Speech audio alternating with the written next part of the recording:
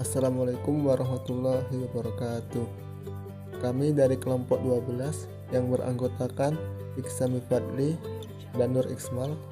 Kami akan mempresentasikan tentang tata kelola perusahaan dan dewan direktur.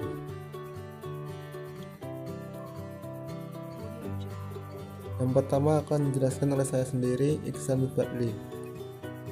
Good corporate governance atau tata kelola perusahaan adalah seperangkat peraturan yang mengatur hubungan antara pemegang saham, pengelola perusahaan, pihak kreditur, pemerintah, karyawan, serta pemegang kepentingan internal dan eksternal lainnya yang berkaitan dengan hak-hak dan kewajiban mereka, atau dengan kata lain, suatu sistem yang mengatur dan mengendalikan perusahaan. Konsep corporate governance. Implementasi corporate governance di perusahaan sebagai sebuah sistem dapat menggunakan pendekatan model 7S dari McKinsey. Model ini terdiri dari dua aspek, yaitu aspek yang pertama yaitu aspek keras dan aspek yang kedua aspek lunak. Nah, untuk aspek keras dibagi menjadi tiga. Yang pertama yaitu strategi. Strategi merupakan rencana organisasi dalam memanfaatkan sumber daya untuk mencapai tujuan organisasi. Yang kedua yaitu struktur. Struktur merupakan cara unit berorganisasi berhubungan dengan satu sama lain. Yang ketiga yaitu sistem. Sistem merupakan langkah atau mekanisme yang dilakukan oleh manajemen puncak dan personel lainnya dalam organisasi untuk mencapai tujuan organisasi.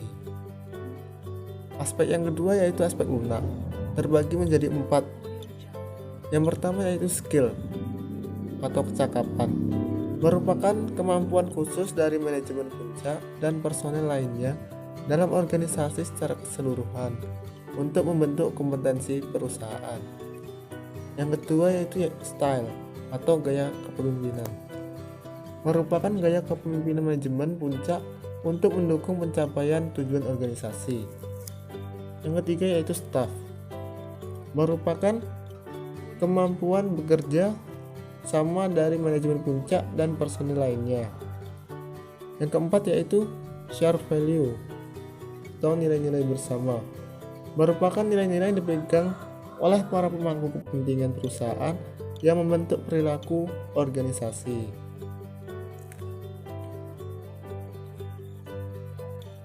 Tujuan tata kelola perusahaan. Yang pertama yaitu memudahkan akses terhadap investasi domestik maupun asing, mendapatkan cost of capital yang lebih murah, dan selanjutnya yaitu memberikan keputusan yang lebih baik dalam peningkatan kinerja ekonomi perusahaan. Dan selanjutnya itu peningkatan keyakinan dan kepercayaan dari para pemangku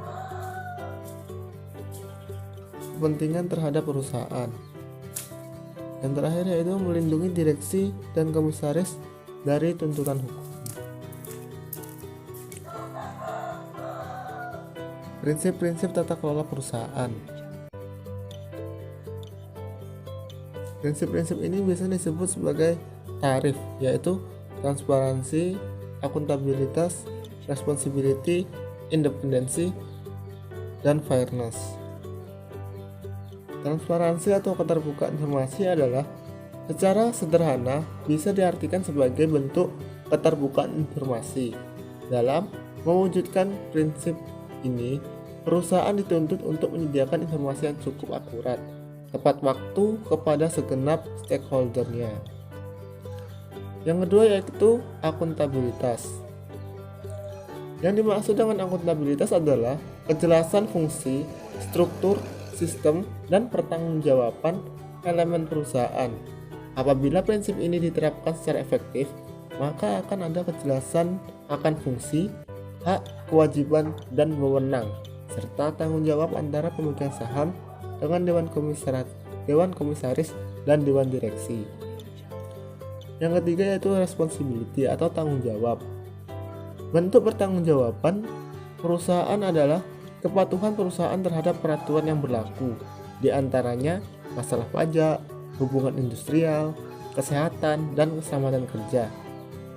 perlindungan lingkungan hidup, memelihara lingkungan bisnis yang kondusif bersama masyarakat, dan sebagainya.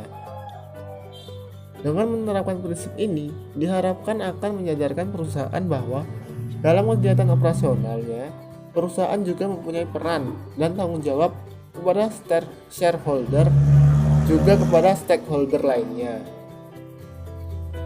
Yang keempat yaitu independensi atau kemandirian. Prinsip ini mensyaratkan agar perusahaan dikelola secara profesional, tanpa ada benturan kepentingan dan tanpa tekanan atau intervensi dari pihak manapun yang tidak sesuai dengan peraturan yang berlaku. Yang kelima yaitu fairness atau kesetaraan dan kewajaran. Prinsip ini menuntut adanya perlakuan yang adil dalam memenuhi hak stakeholder sesuai dengan peraturan perundangan yang berlaku. Diharapkan fairness dapat menjadi faktor pendorong yang dapat memonitor dan memberikan jaminan perlakuan yang adil di antara beragam kepentingan dan dalam perusahaan.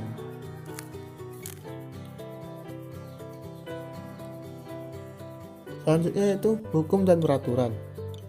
Perusahaan adalah sebuah badan hukum. Dengan demikian, mereka tunduk pada hukum dan pengaturan yurisdiksi pemerintah ketika menjalankan usaha dan orang-orang dari pasar saham ketika sahamnya diperdagangkan. Pendekatan dan mekanisme tata kelola perusahaan bervariasi di seluruh negara. Baiklah, selanjutnya akan dijelaskan oleh teman saya yaitu Nur Ismail. Baik, di sini saya akan menjelaskan penjelasan selanjutnya yaitu tentang Undang-Undang Sarbanes-Oxley tahun 2002. Pada Juli 2002, sebagai respon beberapa kegagalan perusahaan besar, terutama Enron dan WorldCom, Kongres Amerika Serikat mengesahkan Undang-Undang Sarbanes-Oxley. Tujuan eksplisit undang-undang ini adalah untuk meningkatkan transparansi, ketepatan waktu, dan kualitas pelaporan keuangan. Namun, sejak pengendalian yang ditingkatkan atas pelaporan keuangan juga memiliki pengaruh menguntungkan bagi pengendalian manajemen. Pemahaman mengenai unsur-unsur dari Undang-Undang Sarbanes-Oxley dan juga peraturan pelaporan keuangan lainnya menjadi penting bagi mereka yang tertarik terhadap SPM. Dewan Direksi. Dewan Direksi memiliki dua tanggung jawab pengendalian yang utama, yaitu mereka menjaga kepentingan ekuitas investor, khususnya memastikan bahwa manajemen berusaha untuk memaksimalkan nilai ekuitas saham investor pemegang saham di perusahaan. Yang kedua, mereka melindungi kepentingan stakeholder perusahaan lainnya seperti karyawan, pemasok, pelanggan, kompetitor, dan masyarakat pada umumnya, dengan memastikan bahwa karyawan perusahaan bertindak sesuai hukum dan tanggung jawab secara sosial. Yang selanjutnya itu Komite Audit. Komite Audit memberikan pengawasan independen atau proses pelaporan keuangan perusahaan, pengendalian internal, dan auditor independen. Komite Audit meningkatkan kemampuan dewan untuk berfokus secara intensif dan tidak menggunakan biaya relatif mahal atau tanpa melibatkan dewan utama secara penuh pada fungsi pelaporan keuangan yang berkaitan dengan perusahaan. Beberapa praktik umum menunjukkan bahwa komite audit disarankan untuk: yang pertama, mendapat dukungan dan arahan dari seluruh jajaran direksi. Yang kedua, menggunakan agenda dan mengikuti program kerjaan formal, risalah rapat, dan mendistribusikan jadwal pertemuan ke dewan direksi. Jadwal pertemuan disiapkan di awal sehingga peserta memiliki waktu yang cukup untuk mempersiapkan segala sesuatu.